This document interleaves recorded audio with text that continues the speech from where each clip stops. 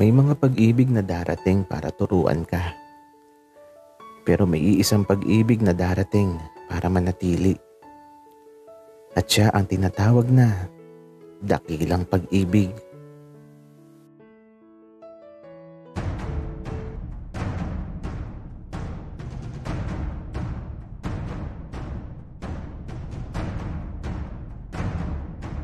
Kaibigan, huwag mong kalimutan mag-subscribe sa aming channel at huwag din kalimutan i-click ang notification bell at subscribe button. Subscribe na!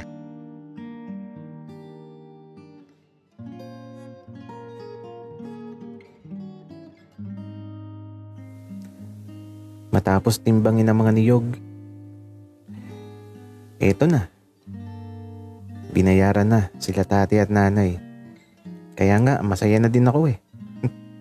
Kasi bibigyan na din nila ako ng pera. Basta kapag nagpapakawit kami ng niyog, lagi akong binibigyan ng tatay ng 500. Bilhin ko daw lahat ng gusto ko.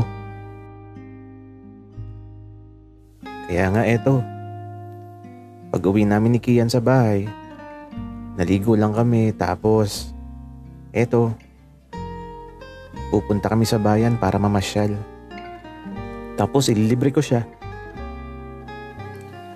Gamit ang lumang motor, eto, patungo na kami sa bayan. Halos sa magkabila ng daan puro palayan. Kaya ito, habang nasa daan kami, sumasabay naman ang paglubog ng sikat ng araw.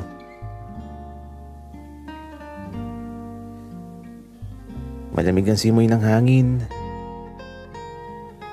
May maamoy kang mga usok mula sa mga sinusunog na mga dahon. At normal lang kapag sa bukid ka nakatira. At ang paligid, kulay berde lang lahat. Dahil sa mga tanim na palay. At si Kian eto, nakahawak sa balikat ko. Mahigpit ng pagkakahawak niya.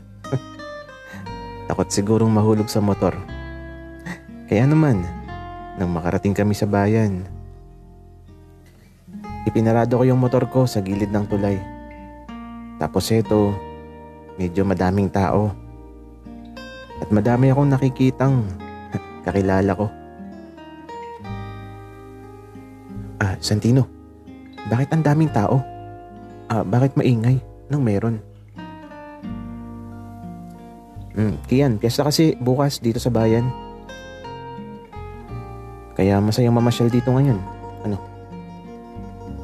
Ready ka na ba? Oo. Tara na. Mamasyal na tayo. Kaya ito, bago magsimula ang lahat, kumain muna kami.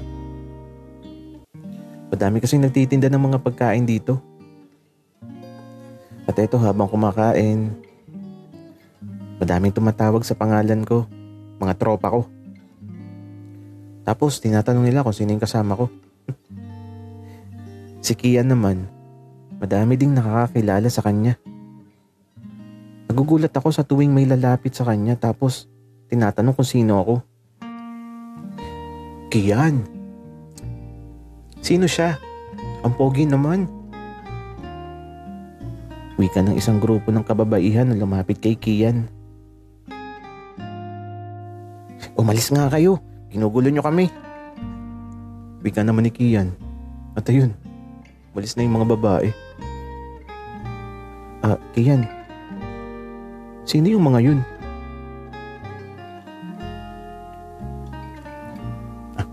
Yun ba? Yung iba doon, classmate ko. Yung iba, tropa. Mga kasabay ko dito, Santino. Ganun ba? Ipakilala mo ako, Kian. Bakit naman, Santino? Tsaka, wag na. Baka guluhin ka lang nila. Siguro, Kian. Isa sa mga babae doon ni Shota mo, no? Santino, wala akong Shota.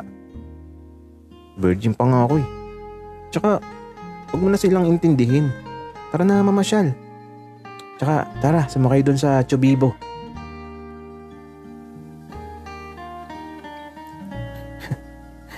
Ako din, Kian. Virgin pa din ako. Wika ako, Teto. Sa sobrang ingay. Di ko alam kung narinig ba ni Kian yung sinabi ko. Pero nakangiti lang siya. At eto, sumakay kami sa lahat ng pwedeng sakyan. Tapos naglaro kami ng color game. At mukhang swerte. Nanalo naman ako ng 300.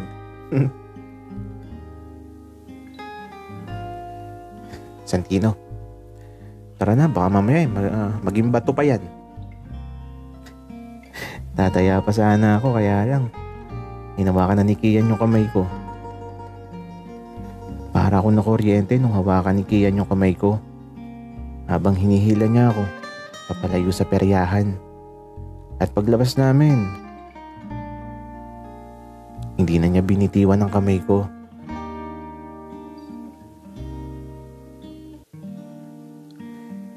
Siksikan sa daan, maputik, tulakan, pero yung kamay ko nananatiling hawak ni Kian.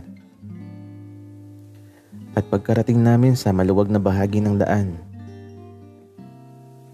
sa kanya binitiwan ang kamay ko.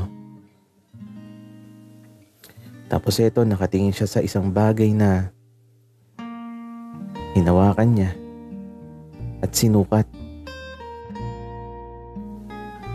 Isang porcelas na yari sa bilog-bilog na mga bagay na may krus.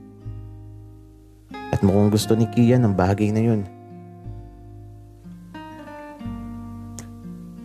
Kuya, magkano yung suot niya? Wika ko sa tindero sa sidera. 20 lang, kuya. Sagot naman nung nagtitinda. Kaya binayaran ko na kaagad. At eto, nakatingin lang si Kian sa akin. Tapos nakangiti siya ng kay tamis sa taba. Napatitig ako sa mga mata niya. Ngayon ko lang natitigan si Kian. Yung tipong parang tumigil yung mundo. Yung parang kami lang ang tao sa maputik at banggaan ng mga dumadaan. At ang mga sandaling to, hindi ko alam kung bakit ko nararamdaman. Basta ang alam ko, masaya ako sa sandaling ito. Naputo lang sandali nang biglang may tumulak sa akin. Naging medyo siksikan dito sa pwesto namin. Pero si Kian, nakangiti pa din siya, tapos nakatingin sa akin na hindi ko alam kung ano ang ibig sabihin. Santino, salamat sa regalo mo. Wika ni Kian habang nakatingin sa porcelas na suot niya. Kian, baka may gusto ka pa, sabihin mo lang. Tara na umuwi, Santino. Gusto ko nang mahiga. Wika ni Kian. At ako, eto, gusto ko na ding umuwi at mahiga sa tabi ni Kian. Ewan ko ba, pero parang mas masayang mahiga sa tabi niya.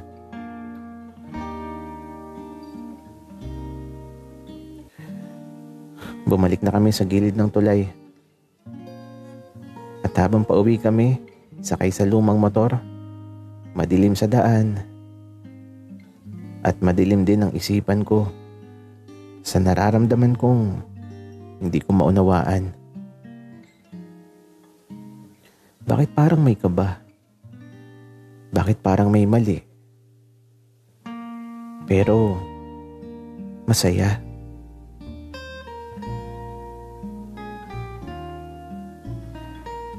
Hindi ko man maunawaan, pero may binubulong ang puso ko. Isang bulong na sana hindi ko pagsisihan sa dulo.